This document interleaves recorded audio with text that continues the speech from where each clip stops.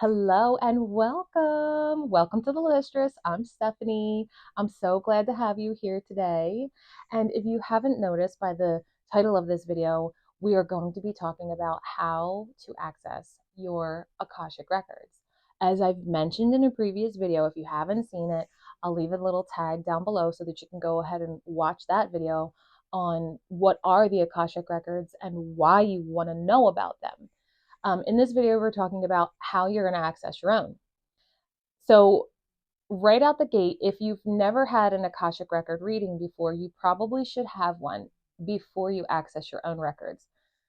There is the first thing that you really need in order to access your records is a level of intuition, a level of developed intuition to where you feel confident with your intuition and receiving messages from your higher self. One of the best ways to align yourself with this type of a practice is to meditate. When you first start meditating, it's going to be a little difficult. I'm not going to lie. Okay. We all start somewhere. When people were recommending to me meditate, meditate, meditate, at first I was like, oh, okay, whatever, bye. Because ain't nobody got time for no meditating. Right. And then my intuition was like, well, why don't you just give it a try and see what it's like? My one friend had suggested that I start at night knowing that I would fall asleep because that's like what every mom does. Like every mom that has kids, or if you're not a mom and you work a lot, you know what I mean? Like each and every single one of us, I'm sure, if you're not practicing meditation regularly, you're going to fall asleep. And that was my concern. And she said, listen, start at night. Before you go to bed, get yourself set up, get comfortable, and whatever you manage to listen to while you're awake, that's great. And if you don't listen to everything while you're awake, that's also okay. She said, and this is perfect, and I want each and every single one of you to know this, that if you fall asleep during meditation, your subconscious is still getting all the benefits of your meditation. So when we meditate, you can meditate in silence, but this meditation I'm specifically referring to meditating with music and sound. So putting headphones on, listening to binaural beats. Binaural beats are one certain frequency in one ear and then a different frequency in the other.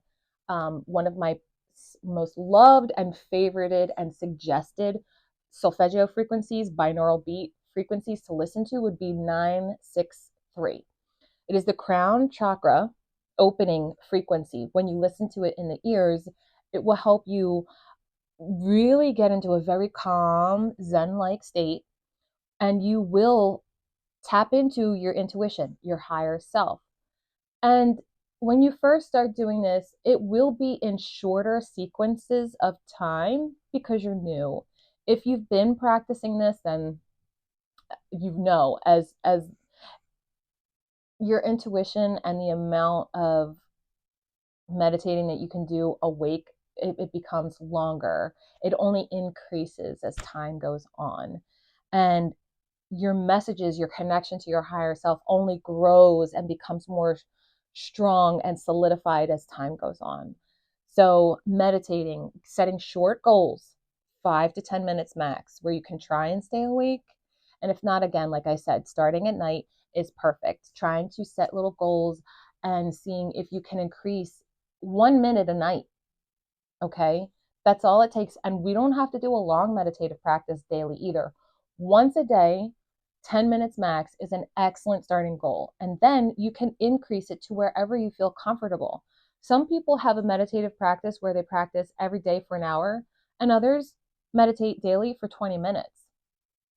It all depends on your connection with your higher self, how connected you stay during the day, with, your crown chakra open, and how much you communicate to your guides and your higher self. If you're doing that on a consistent basis, and you won't have to meditate for an hour to establish a strong connection to tap into your Akashic records. Okay. So setting small goals is the way to go. Small meditation time frames, working up as you go, tapping into your higher self. Then the second thing that you're going to do is, when you have achieved a state where you know that you are good, you can stay awake for 20 minutes, you're going to get a pen and a paper, and you're going to write a little access prayer to yourself. when you meditate, each and every single one of us opens with a specific, opens our meditation with a specific prayer, a specific chant, a specific mantra. You have your own way. You open your practice in your own way. But then, in addition to that, you can have a prayer where you ask your higher self, and this does not have to be complex. Keeping it simple is the way to go. You can have a prayer to your higher self where you ask, I am asking to access my records for my highest good. Please reveal to me X, Y, and Z about my karmic blockages of wealth. Great one. Everyone always wants an Akashic reading when it comes to karmic wealth. Yeah, that's not uncommon, okay? And there's no shame in it either. Each and every single one of us has it, has a desire to learn about it, and we should, because each and every single one of us has blocks, okay? We are not meant to be here to struggle for money. No, we are not. And so, well, that's a video for another time. We're not going to get into that topic. However, accessing the Akashic Records will help you make more money in ways that fuel your creative desire and that come from your heart and your soul's purpose. Okay? So the Akashic Records, back into this because, again, I got sidetracked. I'm sorry about it. It just happens. Accessing the Akashic Records is really good when you have pre-written questions. When you first access your records, it's going to feel different. It's going to feel different. Some of you may feel something, some of you may not. Some of you may see things, you may hear things, you may not. It will be a unique experience for you. You will know. And when you receive messages, you may not hear them if you're used to hearing them. And I'm referring to your clairs, your psychic clairs, whether you're clairaudient, clairvoyant, clairsentient, you see, hear, know, and there's other clairs as well, but these are like some of the main ones that everyone always discusses. And you may see things that you'll know what they mean, or you'll have an opportunity to break them down. And the other reason why I say a pen and a notebook is to ask your highest self to help you remember. And then when you get strong enough, you can tap into your Akashic records and you can receive your messages and you can pause and write down what you've received. And then you can tap back in, ask, come back, write. Okay. You will develop your practice to how you see fit for you. Everyone's practice is different, okay? There is no cookie cutter way here. It's however you practice, okay? Very important thing. We have an opening prayer. We also have a closing prayer. You want to close your records once you are finished accessing them. If you go and you have your records read by somebody, make sure that they close your records at the end of the session. If they haven't, and you logged off of the session and you're like, oh my goodness, they didn't close my records, you can close them yourself. Very, very simple. Like I said, keep it simple. I ask my highest self, or I ask my dear divine gatekeeper to close my Akashic records. My Akashic records are now closed and sealed in divine love and light. And so it is. And so it is. And opening them can be just as easy. It does not have to be intense, guys.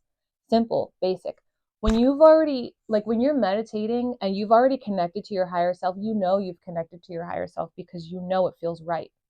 You know it feels of divine connection, truth, wisdom, love, and compassion. It feels safe.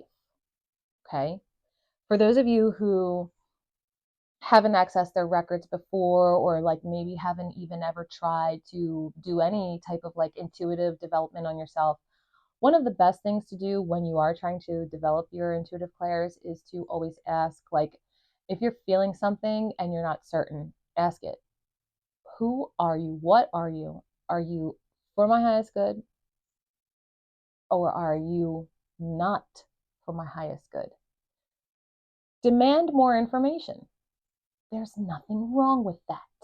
Demand all the information necessary for you to make an informed decision of whether you choose to continue in the session or close the session. Okay? There we go. So like I said, we're going to open the records and we're going to close the records.